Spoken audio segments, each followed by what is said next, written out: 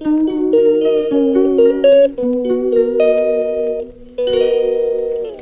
Hello, नमस्कार. स्वागत आहे तुमचं आमच्या चॅनलवरती आणि आणखीन एका नवीन व्हिडिओमध्ये.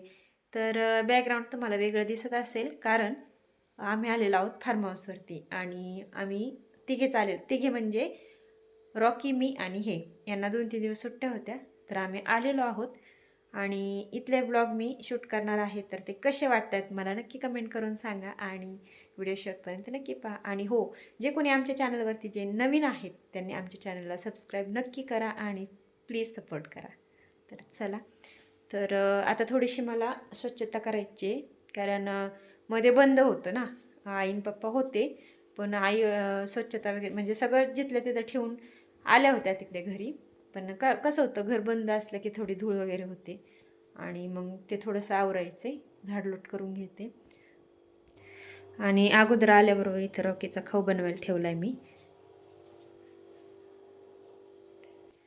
आणि इथं ना रॉकीला असं मस्त मोठं पटांगण भेटतं खेळायला, त्यामुळे तो आता त्यांच्या पाठीमागे गेलाय बागेत. आणि मग अशा आला होता फिरून, सगळा चिखलामध्ये भरलेला होता.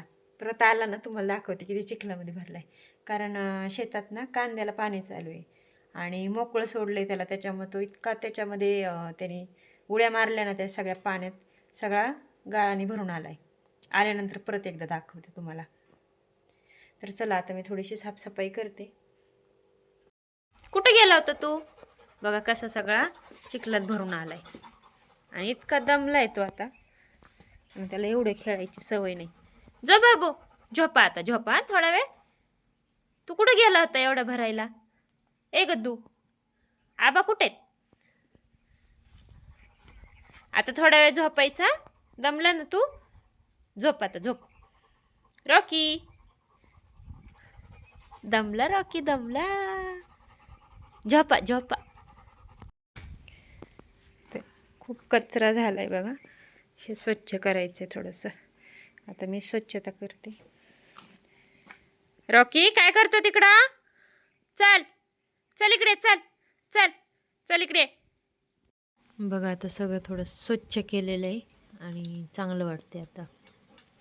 आता उद्या ना हे उगवलेले जे गवत आहे ना, इथे ना मका वाळायला घातली होती आणि त्या मकीचं बी पडलं आणि ही अशी जे ब्लॉक्स आहेत ना त्याच्या फटीमध्ये बघा जागा असते ना, तर त्याच्यामध्ये ते दाणे गेले असतील आणि आता तिथं मका उगवली छोटी छोटी.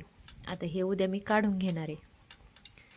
इथं रॉकू शेट खाऊ खाऊन बसलेले आहेत, आबाची वाट बघत, कारण ते गेलेले आहेत बागेत आणि त्याला वाटते कधी येतील.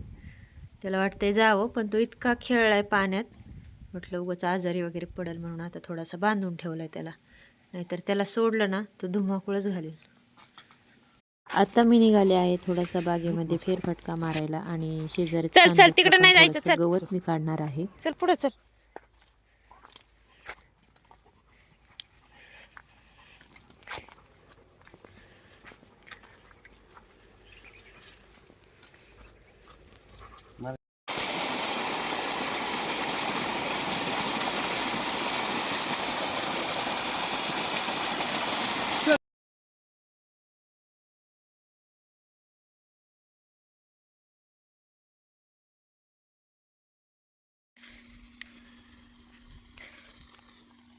आंब्याला किती मोहर आलाय.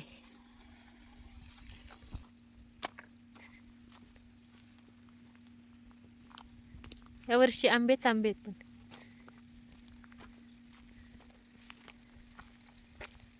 पण हे आहे अंजीरचं झाड आणि याला बघा किती अंजीर आलेले आहेत, खूप सारे अंजीर आलेत.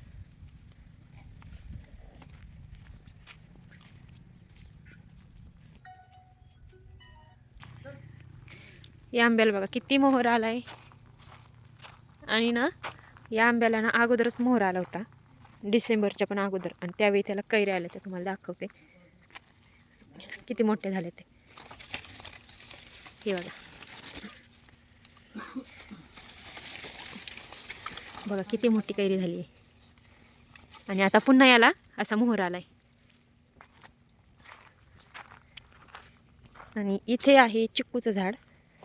चिक्कूला पण खूप सारे चिक्कू आलेत.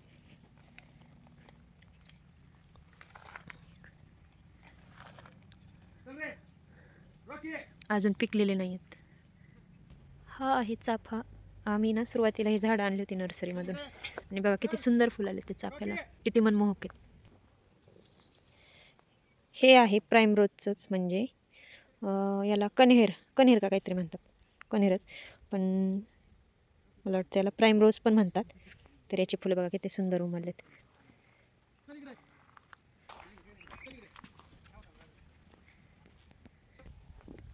आम्ही ना तळ्याच्या काठी सगळे आंबे लावलेत.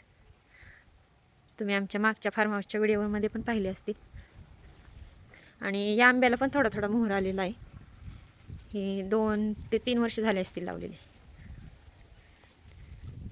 पुढच्या वर्षी खूप जास्त मोहर येईल. या आंब्याला नाही आलेला. आत्ता वाजले संध्याकाळचे 5 आणि मी वरती टेरेसवरती येऊन बसले आणि इथून तुम्हाला आमच्या शेताचा नजारा दाखवते कसा दिसतोय. तर टेरेसवरून असं दिसतंय. द्राक्षाच्या बागेला साईडनी ना साड्या लावलेल्या आहेत, कारण सध्या आता ऊन चालू होईल आणि मग द्राक्षाचे गड जे असतात ना त्यांना ऊन लागतं आणि मग ते खराब होतात, म्हणून असं साईडनी त्यांना प्रोटेक्ट करण्यासाठी साईडनी आणि वरच्या साईडनी सुद्धा हे टाकलं जातं, साड्या टाकल्या जातं. काही काही ठिकाणी जिथून म्हणजे झाडाचा जो पाला आहे ना वेलांचा, जिथे विरळ आहे तिथं वरतून साड्या टाकलेल्या आहेत, म्हणजे जेणेकरून आतले गड जे आहेत ते उन्हाने रापणार नाहीत आणि त्यामुळे त्यांचं नुकसान होणार नाही. त्याच्यासाठी अशा साड्या वगैरे लावल्या जातात द्राक्षांना. तर बघा आपला बाग कसा दिसतोय. ही आपली आंब्याची झाडं, त्यानंतर बाग, कांदा, सोलार आणि हे आपलं शेततळं आणि आपला हा भगवा. तर अशा पद्धतीने इकडं पक्षी पण ओरडतात बघा.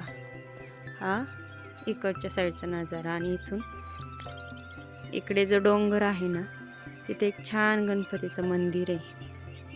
खूप मस्त वातावरण आहे तिथलं आणि उटोळ्याचा गणपती असं त्या गणपतीचं नाव आहे. तर तिथं गेल्यावरती पण खूप छान वाटतं.